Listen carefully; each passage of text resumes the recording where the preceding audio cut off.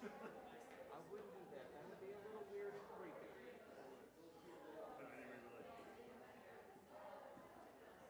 No, anyway, really. So I don't know if you know Paolo Evanescence. No, I don't. He is a Cuban poet and songwriter Yep. and performer. And while we were in Havana, in Spain, so you know he was 70.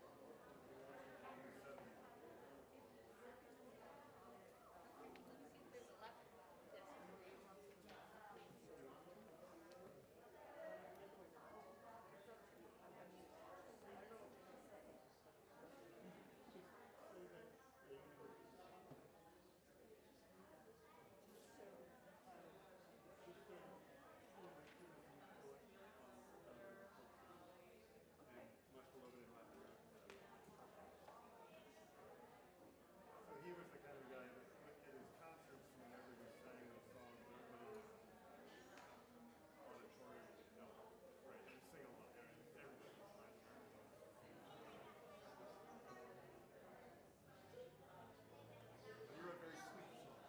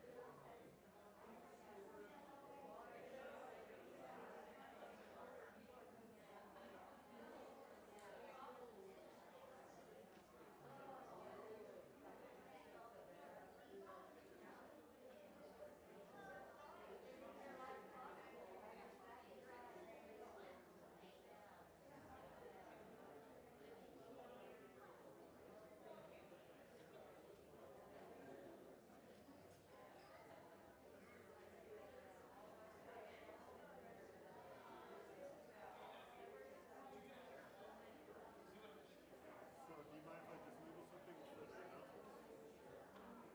That's fine. We'll be starting pretty soon. Yeah, she said 2 minutes left.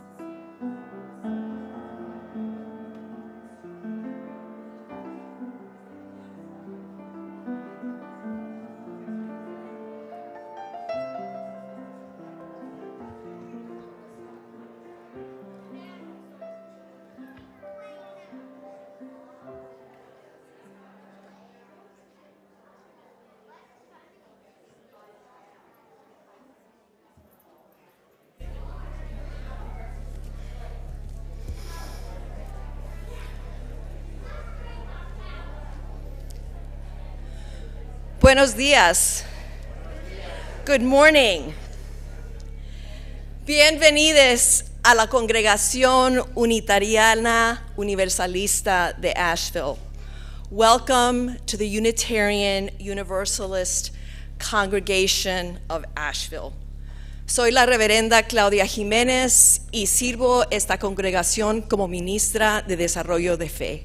I'm Reverend Claudia Jiménez, and I serve this congregation as Minister of Faith Development.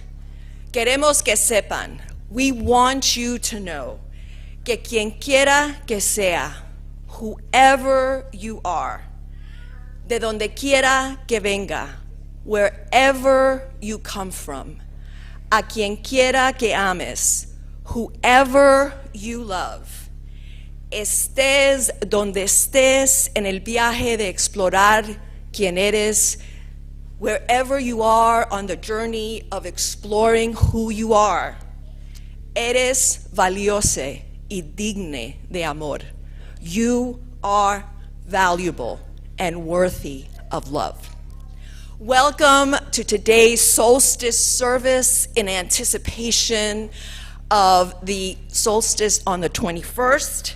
I am grateful for our worship associate, Marianne Somerville, who is a member of the Covenant of UU Pagans or CUPS, and who graciously worked with me to craft this morning's service.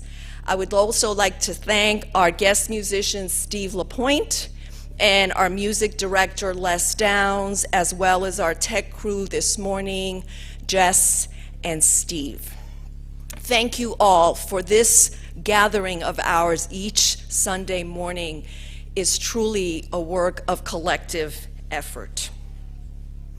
And now, as we prepare for worship with today's centering music, I introduce our piece, Una Breve Canción para Pablo Milanés, composed and performed by Steve LaPointe.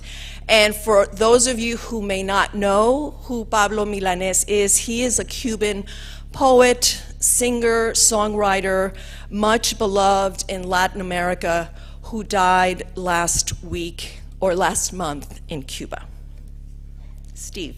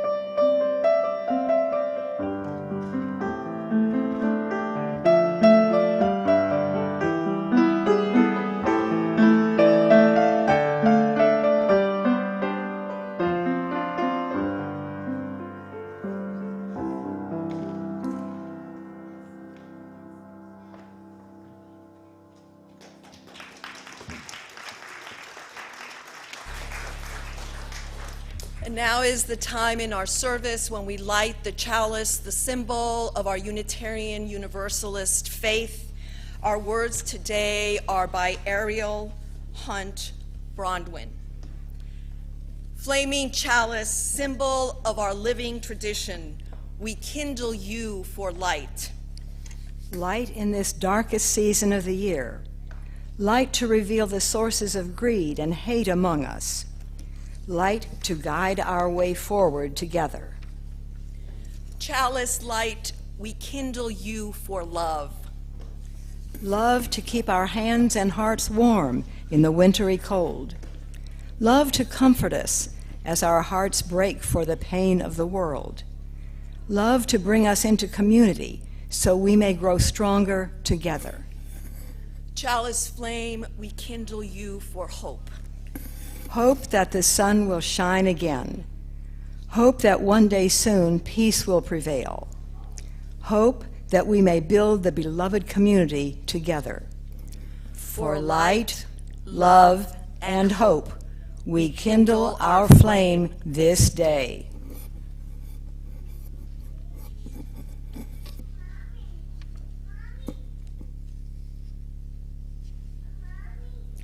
Our call to worship is written by Reverend Michelle Collins. Come into this sacred space we share. Come into this place that shields us from the cold and holds us in its embrace. Come into this place that surrounds us with love like a cocoon. Come into this place bringing yourself, all of yourself, bringing the light and the darkness. Come and let us explore together, listen together, love together, and be. Come, let us worship. And now will you rise in body or spirit as we sing hymn number 298. The words will be on the screen. Wake now my senses.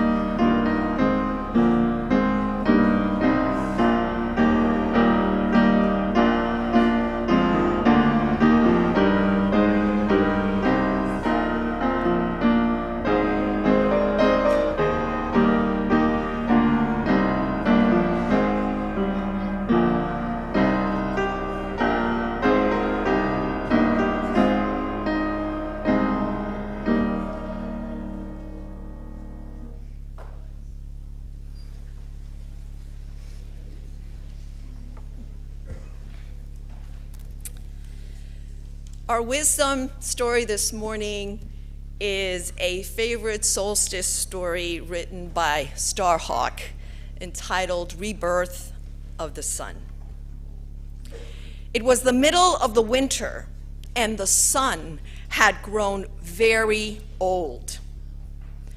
All year long, the sun had worked very hard. And what does the sun do every day? Does anybody know? What does the sun do that it works so hard? What does it do in the morning? It rises, and what does it do in the evening? It sets. And so all year long it rose and set and rose and set, feeding everybody on earth, shining and giving energy to what? What does the sun give energy to? To the plants. And through the plants and the food that the plants make, who else gets that energy? The animals, including the humans, right? Because we're animals too. So all year long, the sun's gravity held tight the spinning ball of the earth, the twirling ball of the moon that moves around what? The earth.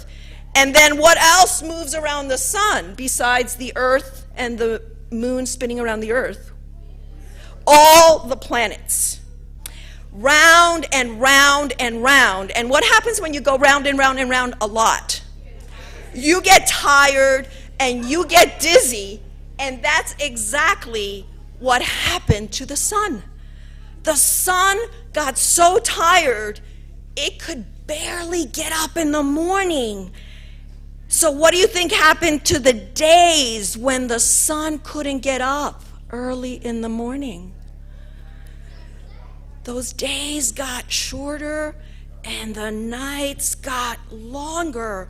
And this happened until the day was so short, it was hardly worth it getting up for. What do you think about that? Now the night felt sorry for the sun. "Come to my arms and rest, child," she said. "After all, I am your mother. You were born out of my darkness billions of years ago, and you will return to me when all things end. Let me cradle you now as I shelter every galaxy and every star in the universe." So night wrapped her arms. Let me see you wrap your arms. She wrapped her arms around the sun. You can rest them now. And the night was very long indeed. "Why does the dark go on so long?" asked children all over the earth. "Won't the sun ever come back again?" they asked. And the old ones, the elders, said, "The sun is very tired, but maybe if you children say thank you for all the things the sun does for us, the light may return in the morning." The children sang songs to the sun, and they thought about all the things the sun gave them. So what would you say thank you for to the sun? What would you say thank you for? Light. What else? Food. Did somebody say water? Warmth. Anything else? Flowers. So thank you, sun, for the flowers. Thank you, sun, for the warmth. Thank you, sun, for the light. Thank you for growing lettuces, corn, and rice, they said. Thank you for growing the trees of the forest, the seaweeds in the oceans, and the krill that feeds the whales. Every time a child said thank you, what do you think happened? It got bigger. It was feeling warmer, brighter, wrapped safely in the arms of night. The sun grew younger and younger. But guess what? It was time for the children to go to bed. And what do you think the children said? No, they said, no, we want to stay up and wait for the sun. Can't we stay up? You can try, said the elders, but you'll get sleepy. What do you think about that? But they gave an alternative. These were bossy elders. They said, but you can each light a candle, because all fire is a spark of the sun's fire. Now put your candle in a very safe place and let it keep vigil, which means let it be present, stay awake for you as you sleep and dream of sunrise. So what do you think the children did? They went to bed, but before they went to bed, what did they do? They lit their candles, and what do you think they did with those candles? In what kind of place did they put them? Oh, let's see, would that be safe? They could have put it on a counter or dresser, somewhere that was safe, because we didn't want to start a what? We didn't want to start a fire. So early in the morning, the elders woke the children. Together they climbed a high hill and faced to the east, which is that direction. They sang songs to the sun and ran around trying to do what? Why do you run around when you're outside in the cold? To keep warm. And they waited and they waited. Now I invite you to close your eyes. So imagine it's really dark and the sky begins to turn from black to indigo to blue, and slowly the sky grew light. A golden glow crept in the horizon. Night opened her great arms, and a burst of brightness. The sun appeared. What does that sun look like? White, bright, gold, yellow, whatever color you want it to be, but it was super bright. For in the long night, the sun had rested well and grown young from the songs and the thanks from the children, young as a brand new baby born out of night once more. Everybody cheered. Let's cheer. Woohoo! And the children jumped up and down, and if you want to get up and jump up and down, they jumped up and down. The sun has returned. The sun is reborn, the people cried. They danced, they sang, they celebrated, and then, what do you think they did? They had breakfast because they were hungry. That is our wisdom story this morning, and now we will sing our children and our youth to their classes. Now, everybody pay attention. We are going to sing our children and youth to their classes. Please rise in body or spirit and be grateful for all of these young children among us. Your classes are in Sandberg Hall, and your teachers will be there waiting for you. And if you are a visitor, you are welcome to go out with the children and see where your children are going. Let us sing. As you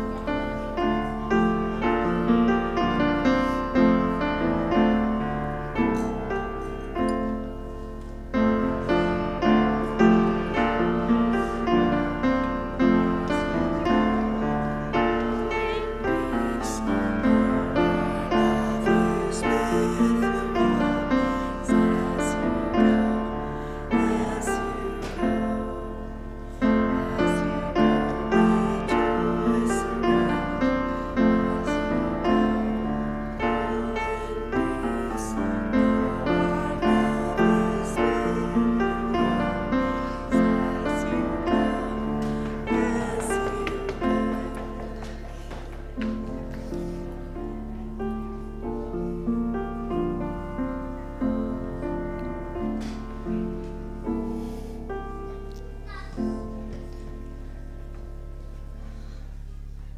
I love the way our sanctuary empties in the middle of the adult faith development. This congregation is just so committed to faith development for all ages. And did you notice how many adults left with our children? That is something to be grateful for. And because we are a grateful people, and because we are a human people that brings with them joys and sorrows every time we gather, we take time in the center of our service and in the center of our lives to reflect on those joys and sorrows, our own, of our beloveds, and of the world. So I invite you to come forward if you would like to participate in our candle lighting ritual. The candle represents a joy or sorrow that you hold in your heart this morning. Let our ritual begin.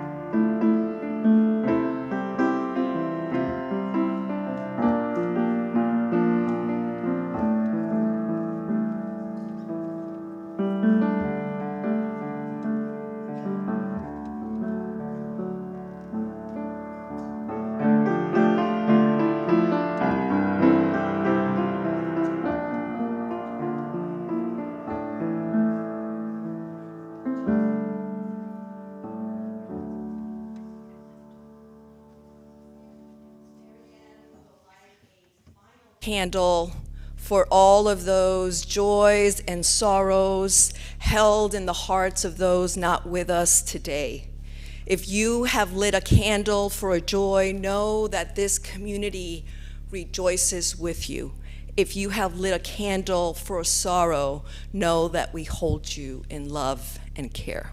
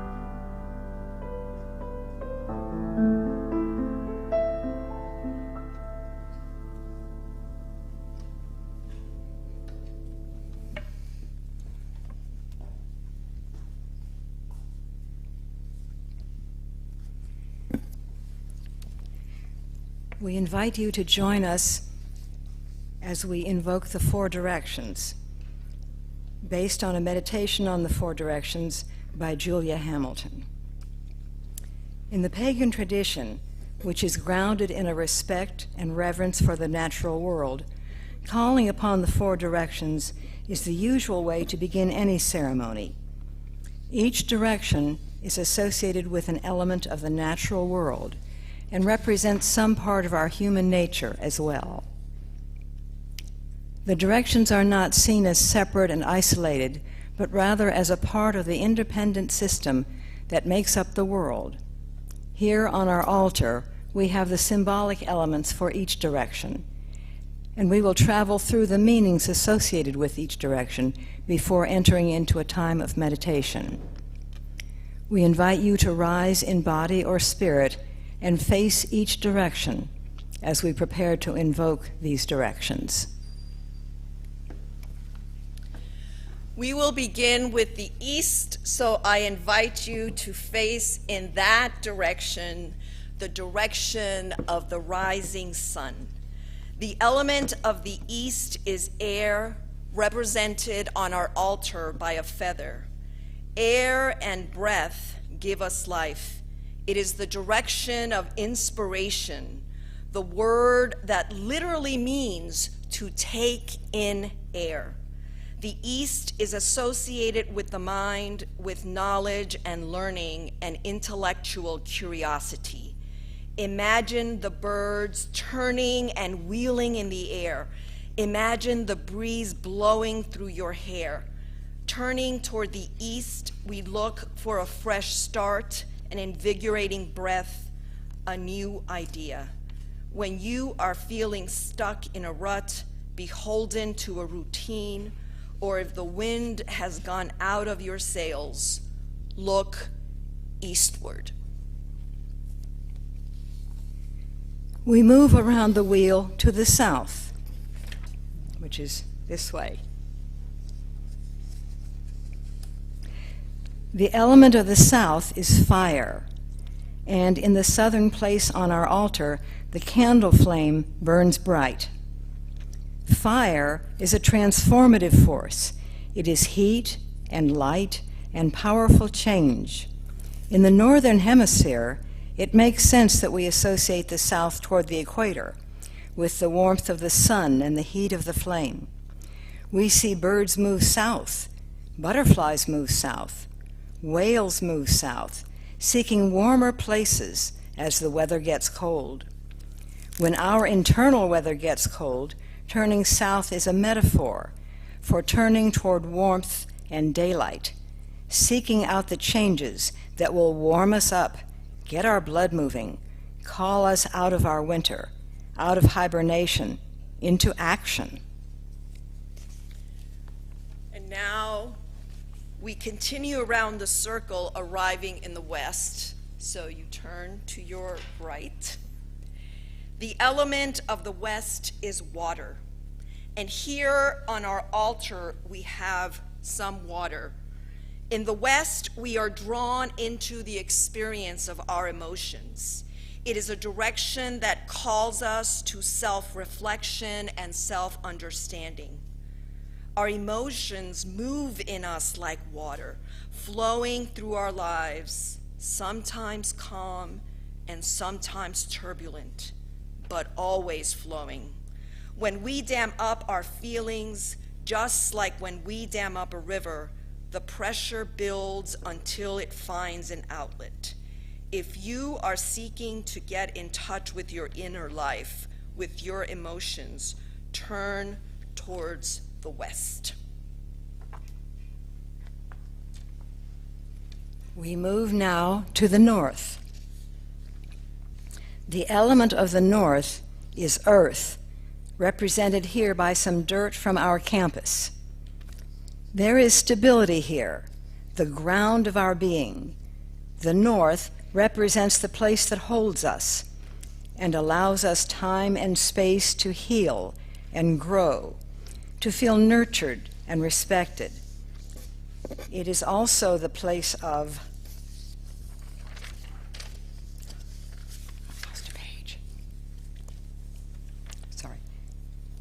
the place of embodiment, of connecting with our physical self, with the concrete, tangible world around us. The North calls you, if you are seeking balance, the deep wisdom that lives in your bones, a place of rest and recovery. You may be seated. We have moved through these 4 directions, given them shape and meaning. East, air, breath, and inspiration. South, fire, transformation, and action. West, water, feeling, reflection. And north, earth, balance, and wisdom. Now, I invite you to turn inward and in your mind's eye toward the direction that calls to you today. You can stay in your seat, you can stand, or you can just do as you wish. But think of one of these directions: east, air, breath, and inspiration. South, fire, transformation, and action. West, water, feeling, and reflection. North, earth, balance, and wisdom. Which of these elements speaks to you in your life right now? Take a moment for meditation, and I will call you back from the silence with the chime. Let us share a moment of silence together.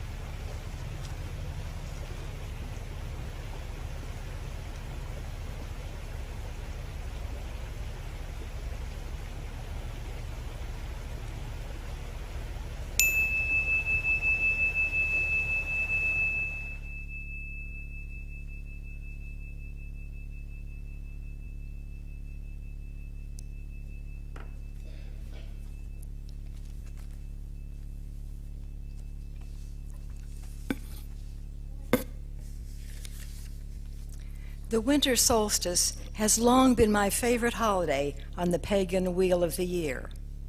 It's a celebration of the return of the sun. Now, the return of the sun is not a dramatic burst of light that we might envision. It's a slow, gradual return, by only a few minutes each day. But that return begins now, on the solstice, and its beginning gives us faith. There is a promise in winter solstice. We know that whatever else may be happening in our world, in our lives, be it good or bad, that daylight will begin its increase and continue to add brightness bit by bit, making our world a brighter, better, and for many a happier place. I told you it's my favorite holiday. Now let me tell you why that is. Very simply, because it follows the darkness. Now, just a few weeks ago, at one of our last in-person Vesper services, I spoke to you about Samhain, a pagan holiday that marks the new year. I told you then of the importance of darkness in our lives. The darkness that comes late in autumn is our time to rest and relax, to draw back from the busyness that so easily becomes a part of our lives. Darkness provides us with the quiet, restful time we all need.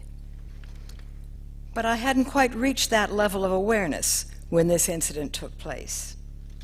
On a personal level, it had been a very challenging fall season. I won't go into detail, but let me just say that too much bad stuff had happened within a short period of time, and I could not even begin to see the darkness as my friend. One morning in December, I made my way into the kitchen, as I always did, for my first cup of coffee. I was vaguely aware that it was the solstice, but I wasn't really focused on it. Now, this was in Florida, where most of the homes have huge sliding glass doors and a lot of windows. When I reached the kitchen, it was flooded with sunlight. Bright and beautiful sunlight. It was still early and the sun was still low, but it was brighter than I had seen it in months. It was then that I felt the fulfilling joy of winter solstice. The earth was still turning. Despite the turmoil in the world and in my life, the light returns. It was an incredibly significant moment in my life, enabling me to go forward into the light. I was refreshed and I rejoiced. Now, to us today, in our modern industrialized and technological world, it's easy to miss the solstice if you're not paying attention. And how many of us are really paying attention? But think of the ancient people whose lives depended on the seasons. They've used up most of their stored food during the winter. They have a little left, but they fear starvation. They fear that they may not survive the dark time. And then, here comes the sun. The sun returns bit by bit, day by day. But at the solstice, they are given that glorious reassurance that the sun is returning. They will be able to plant and hunt and do all that they need to do to survive. This is what return of the sun means to them, and they would thank the goddess for her care. Many today look at the winter solstice without recognizing its significance. They look at it perhaps in the same way many of us look at the Bible stories we were taught as children. Nice stories, but so what? My friends, the winter solstice is definitely not a so what. It is the way of our earth, and it still plays a significant part in our survival and in our daily lives. So I wish you and yours a joyous winter solstice. I would also like to take this opportunity to invite you to a winter solstice ritual here in the sanctuary at 5 o'clock this evening. The Blue Ridge Spirit Chapter of Cups, the Covenant of UU Pagans, will be conducting a ritual here. We hope you will join us.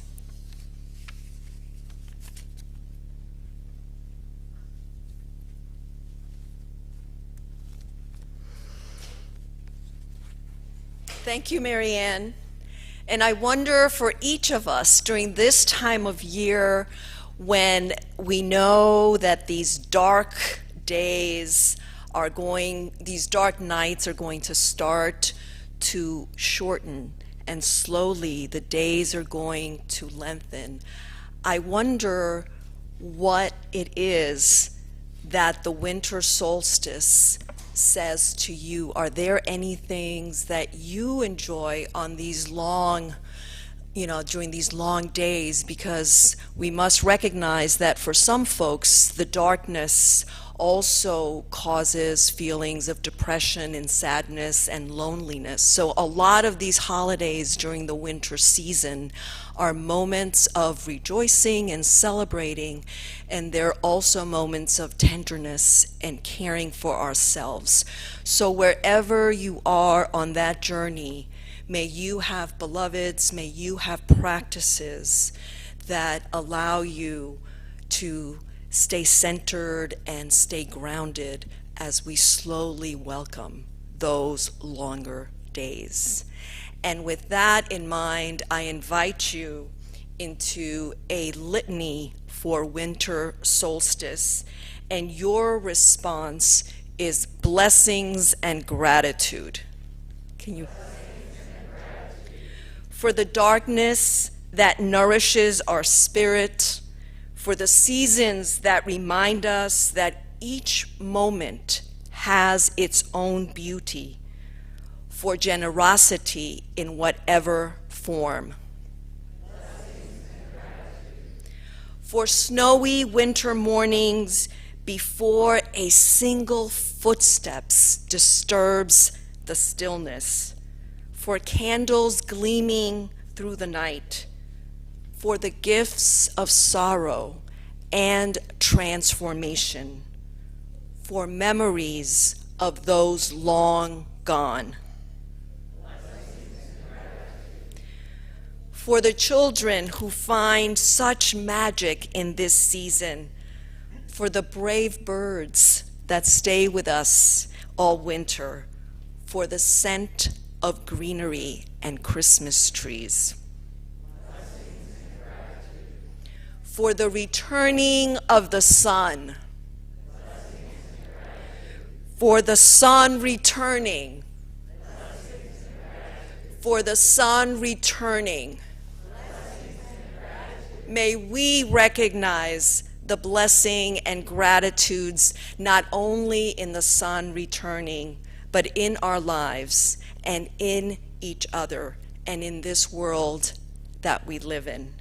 This litany was written by Florence Caplow. And now, as we continue celebrating that these days will be getting longer, let us rise in body or spirit and sing hymn number 118, This Little Light of Mine.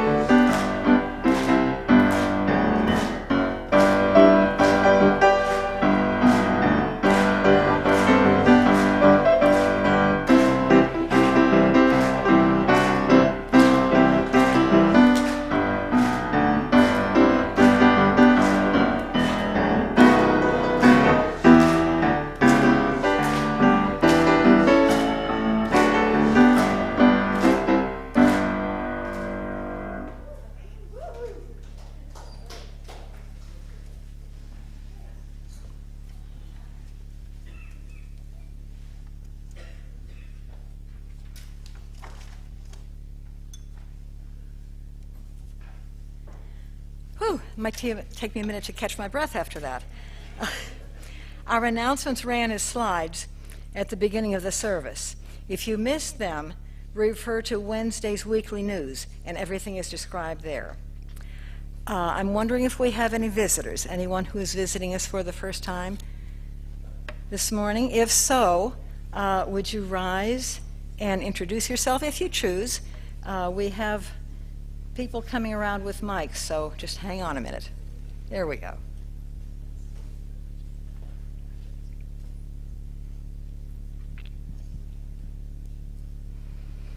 We're Tony and Beth Thompson, and we're visiting from Rochester, Minnesota. Welcome.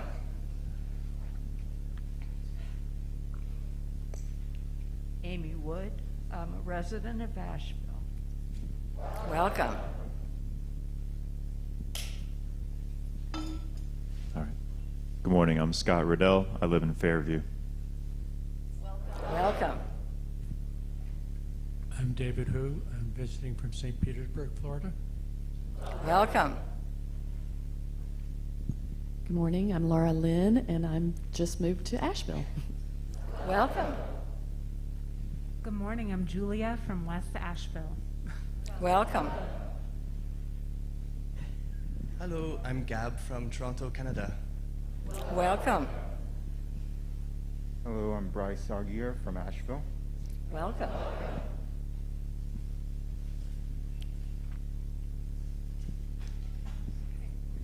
I'm Angel, and this is my mother, Patty, and we're from here. Welcome. I'm Lyle, and this is Jamie, and we're from Whittier. Welcome.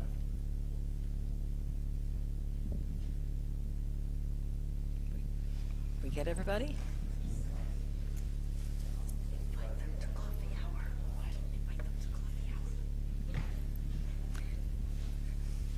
We are very glad to have you here, and I hope you will return.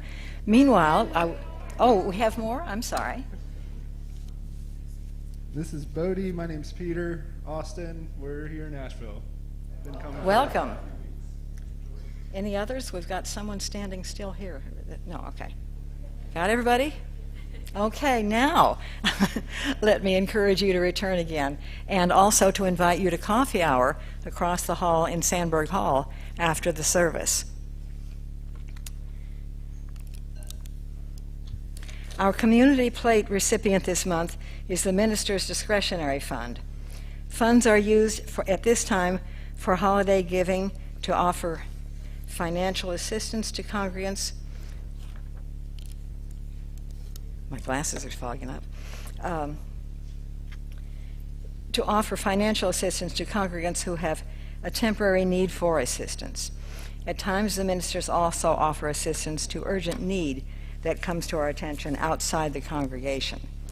Today's offering will now be gratefully collected and received.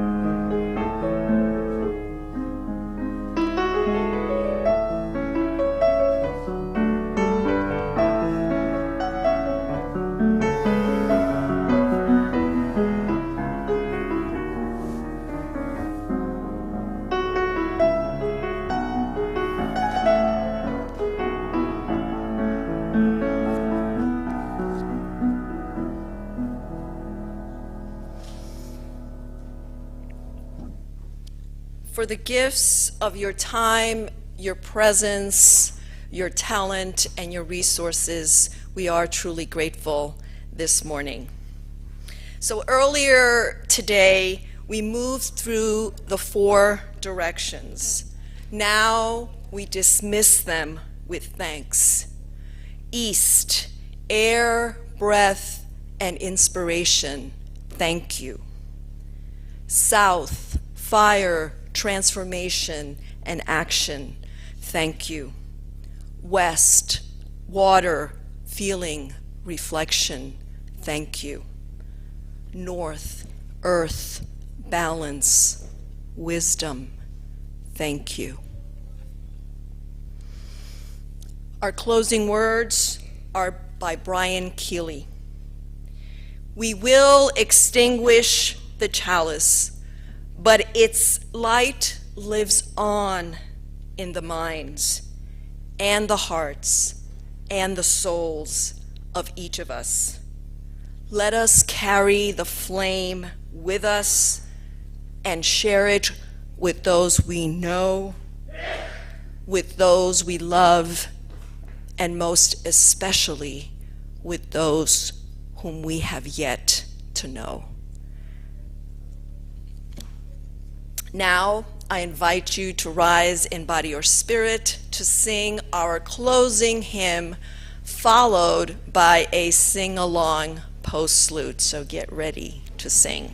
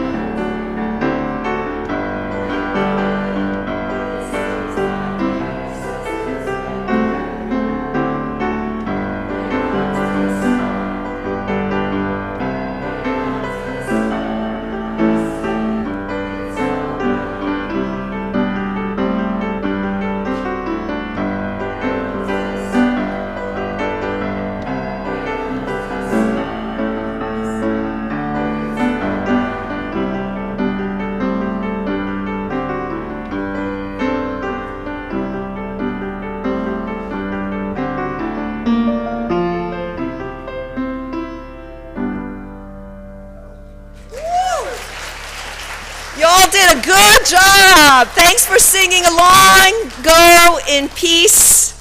Go in love. Thank you for joining us this morning.